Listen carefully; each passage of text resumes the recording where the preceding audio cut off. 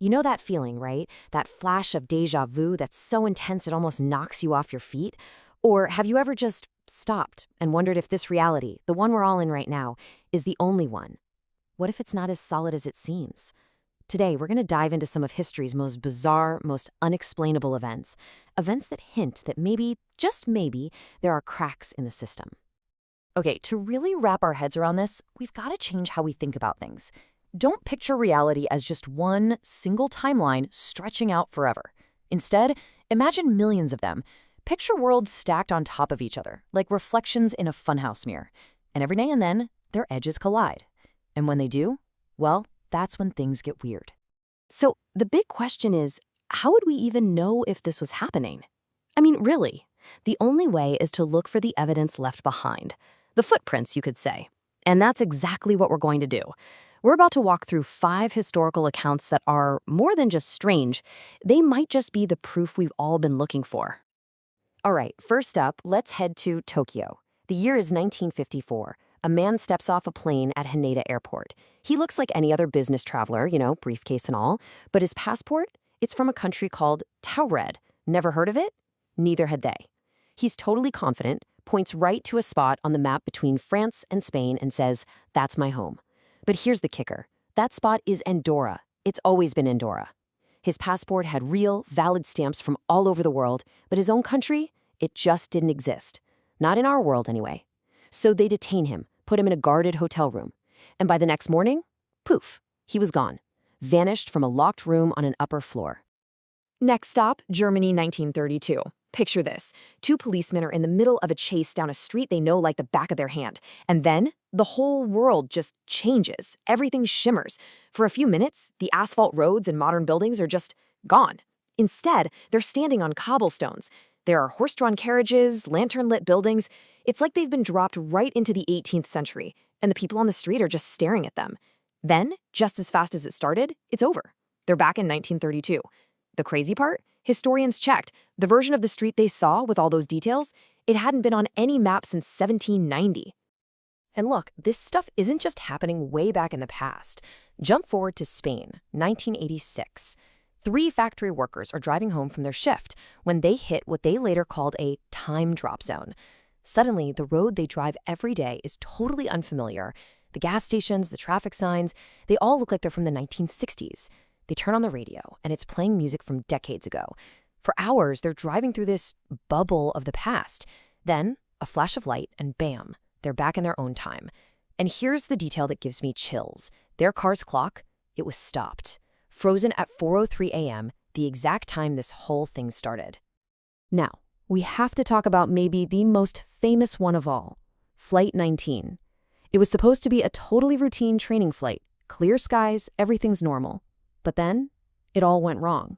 The squadron leader gets on the radio saying his compasses are going crazy. They're completely lost. Their voices start to fade, getting weaker and weaker, until nothing. Just silence. 5 Navy bombers, 14 men, just vanished.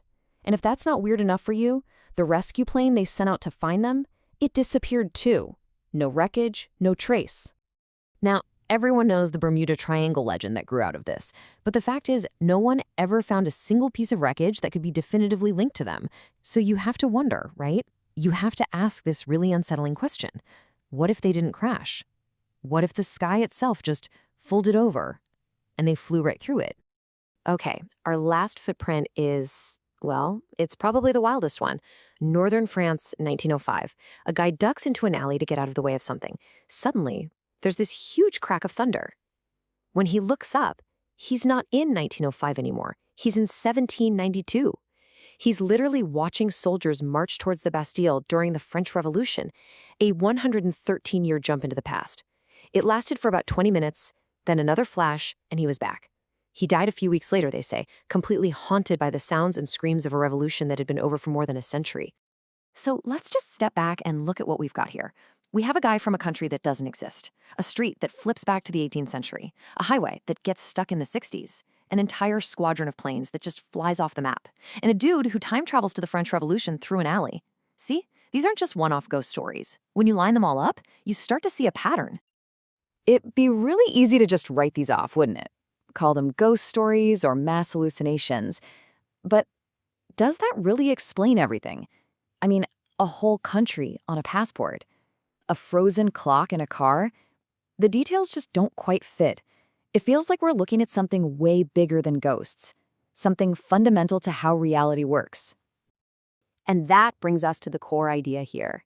These aren't just random, spooky things happening. They're footprints. They are clues pointing to some kind of underlying structure, a system that's running everything, a system that's so huge and complex we can't even see it. All right, so if it is a system, then how does it work? Let's dig into the theory that connects all these dots, the one that tries to explain all these bizarre footprints. And I'll warn you, it's going to completely change the way you think about what reality even is. The theory is basically this, that the universe isn't just a bunch of random stuff happening. No, it's an engine, a gigantic cosmic computer. And our reality, everything we see, touch, and feel, it's just the output. It's what the computer is computing. And from that perspective, the man from Taured, Flight 19, all these time slips, they're not supernatural. They're glitches, bugs in the code. Which, of course, brings us to the final, and honestly, the most mind-blowing part of all this.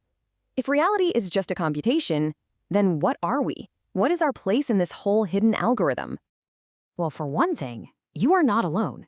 Just think about it. If there are all these other realities, these other timelines all stacked up like reflections, that means right now we're surrounded by an infinite number of different worlds all running at the same time.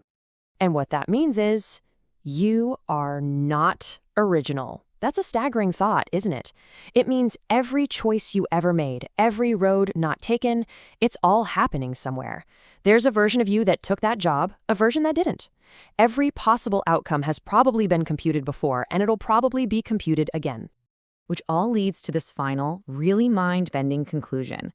In this huge cosmic engine, you, me, all of us, we're just one instance. We're just one line of code.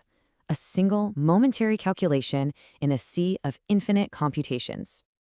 So that leaves us with one last question, doesn't it? Are these cracks in reality just a glitch in the system, an error, or are they maybe a message? A little whisper from the engine itself, just reminding us how massive this whole program we're a part of really is. Definitely something to think about.